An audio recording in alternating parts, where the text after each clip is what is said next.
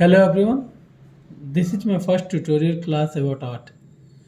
तो basically art classes बहुत सारे बच्चे जाते हैं, आर्ट क्लासेस अपन स्कूल में भी करते हैं, लेकिन जब बच्चों से पूछा जाता है या किसी से पूछा जाता है कि आप कहाँ जा रहे हो तो आर्ट क्लासेस जा रहे हैं, यहाँ तक तो ठीक है। लेकिन जब उसे एक्सप्लेन करने की बारी आती है तो बहुत सारे लोग उसे एक्सप्लेन नहीं कर पाते हैं कि व्हाट इज़ आर्ट। तो आज की क्लास में हम लोग यही सीखेंगे कि how to explain art, drawing, painting, different different kinds of art form in front of audience. और दूसरे हमें कोई भी अगर हमसे पूछे तो उसको हम लोग कैसे एक्सप्लेन कर सकते हैं। तो जैसे कि आर्ट का स्पेलिंग होता है ART, आर्ट, और हिंदी में इसको कला बोलते हैं। तो बेसिकली जब भी हमसे पूछा जाए आर्ट क्या होता है तो हमें ऐसे एक्सप्लेन करना चाहिए, to present our inner feeling in any form in front of audience in any form is called art. मतलब अपने अंदर की भावनाओं को किसी भी रूप में दूसरों के सामने व्यक्त करने को कला कहते हैं। तो जनरली आर्ट में होता क्या है, हमारे अंदर डिफरेंट डिफरेंट तरह की फीलिंग्स आते हैं। उस फीलिंग्स को एक आर्टिस्ट किसी भी रूप में दूसरों के सामने व्यक्त करता है, मतलब ऑडियंस के सामने, या फिर कोई भी उसके रिलेटिव हो या किसी के सामने व्यक्त करता है कुछ ऐसे माध्यम से जो दूसरों चीज़ों से हट के हो, सिर्फ एक वास्तविक एक बोलचाल के रूप में ना हो। तो ऐसे फॉर्म को आर्ट कहते हैं। तो ऐसे फॉर्म में जैसे कि एग्जाम्पल में क्या आ जाता है इसका, dance, music, singing, painting, sculpture, poem, बहुत सारे ऐसे रूप होते हैं जो हम दूसरों के सामने व्यक्त करने के लिए यूज करते हैं। तो इन सब सारे चीज़ों को आर्ट कहते हैं। अब आर्ट जैसा कि डिफरेंट डिफरेंट रूप होता है, उसको दो भागों में बांटा गया है।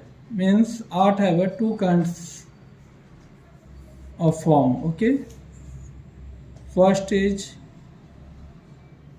visual art and second is performing art. Okay, तो विजुअल आर्ट में आ जाता है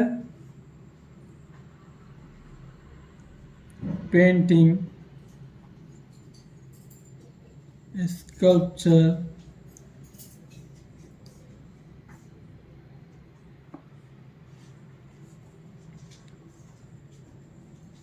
एनिमेशन, ग्राफिक डिजाइन, etc। और परफॉर्मिंग आर्ट में क्या आते हैं, म्यूजिक, डांस,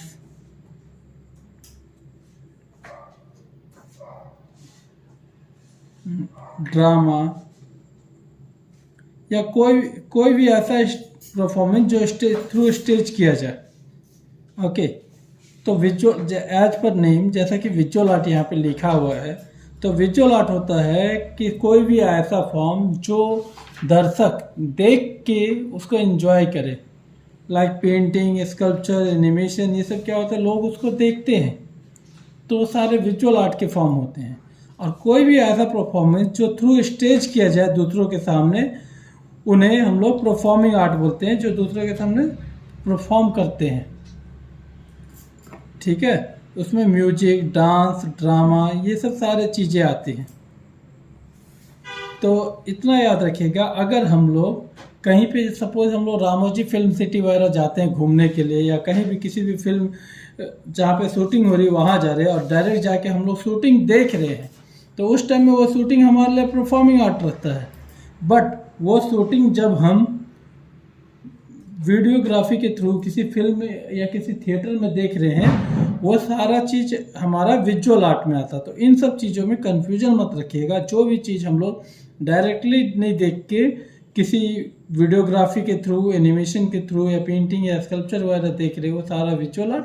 और जो भी स्टेज परफॉर्मिंग के थ्रू हम लोग देख रहे हैं वो सारा परफॉर्मिंग आर्ट में आता है। बेसिकली मैं विजुअल आर्ट के बारे में बात करूँगा because I am a visual artist. Okay,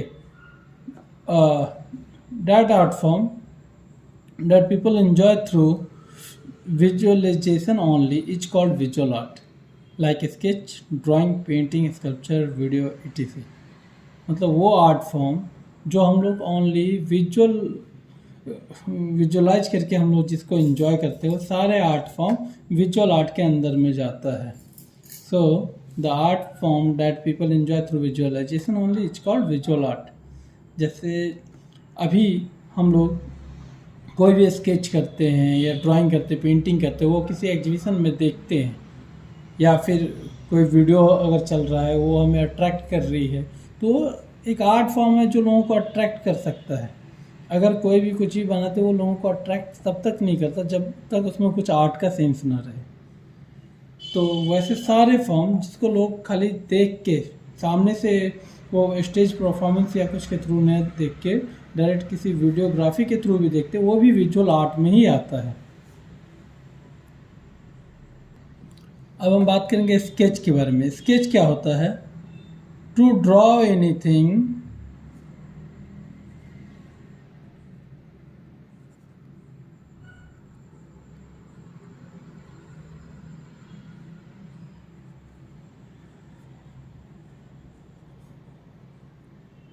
sketch.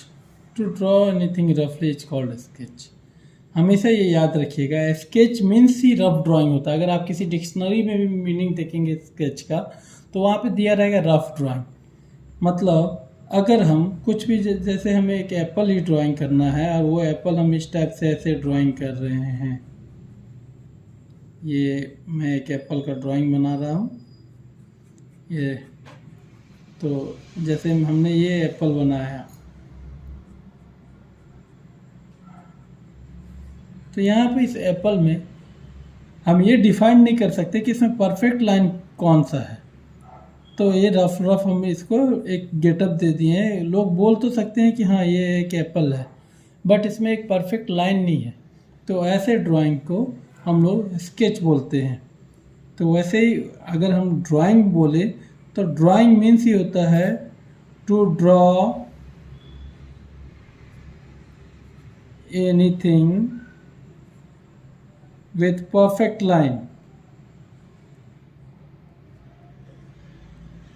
Okay, तो उसमें क्या होता है, हम लोग जो लाइन यूज करते हैं वो लाइन पूरी एक परफेक्शन के साथ रहेगा. उसमें हम लोग को डिफाइन नहीं करना पड़ेगा कि कौन सा लाइन हम यूज कर रहे हैं एक एप्पल बनाने के लिए. उसमें वो लाइन पूरा डिफाइंड रहता है.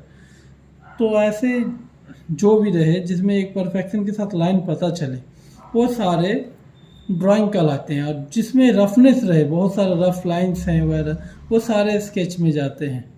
बेसिकली जब हम लोग बाहर जाते हैं कभी भी कुछ चीज़ को बनाने के लिए, तो अगर कोई आर्टिस्ट उसको कम टाइम में आप देखते होंगे उसको रफ ऐसे करके उसको बनाता है, तो वो सारे स्केच में आते हैं, इसलिए उसको स्केच बोलते हैं. और बाहर में जो भी आप पोर्ट्रेट वगैरह करवाते हैं वो बोला जाता है कि स्केच आर्टिस्ट है, बिकॉज वो स्केचिंग के थ्रू आपके सामने प्रेजेंट कर रहे हैं.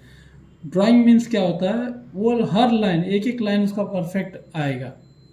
वो पोर्ट्रेट वगैरह भी करेगा तो लाइनिंग का उसका परफेक्शन रहेगा. तो इसीलिए ड्राइंग मतलब to draw anything with perfect line. और स्केच जब आपसे कोई पूछे तो आप डायरेक्ट बोल सकते हैं sketch means rough drawing. To draw anything रफली इज कॉल्ड स्केच. तो पेंटिंग किसे बोलते हैं?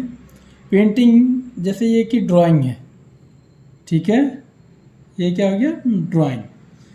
तो putting a mass on a drawing. अभी ये एक एप्पल का ड्राइंग था ओनली इसमें लाइन पता चल रहा, उसमें हम लोग मास यूज कर रहे हैं. मास मतलब उसमें डेप्थ पुट कर रहे हैं, लाइट एंड शेड का इफेक्ट यूज कर रहे हैं और बहुत सारी चीज़ें ऐसे इसमें डाल रहे हैं जो उसको मतलब वेटफुल बता रहा है. Putting mass on a drawing with using any raw material. Raw material क्या होते हैं? जैसे pencil colour, crayons, oil pastel, poster, water, acrylic, कोई भी कलर मीडियम, ठीक है, वो सारे हम लोग रॉ मटेरियल उसको बोलते हैं आर्ट का.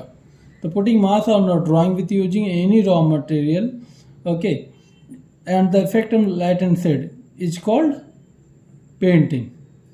ओके, तो जैसे ये एक एप्पल का ड्राइंग था, अभी इसमें हम लोग पेंसिल कलर का यूज करके इस टाइप से इसमें मास्क पुट किया, तो इसमें पता चल रहा है कि इधर से लाइट आ रहा है, इधर इसका डार्क पोर्शन है, इसके अपोजिट में शैडो पड़ रहा है।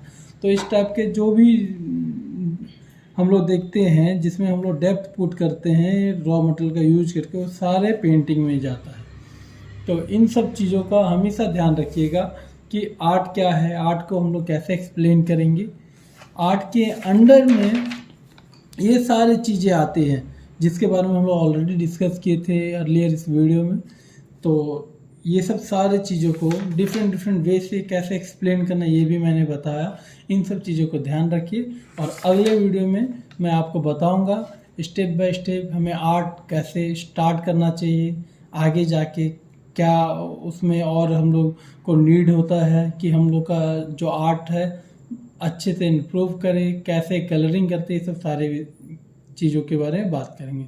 So thank you, all the best for all of you.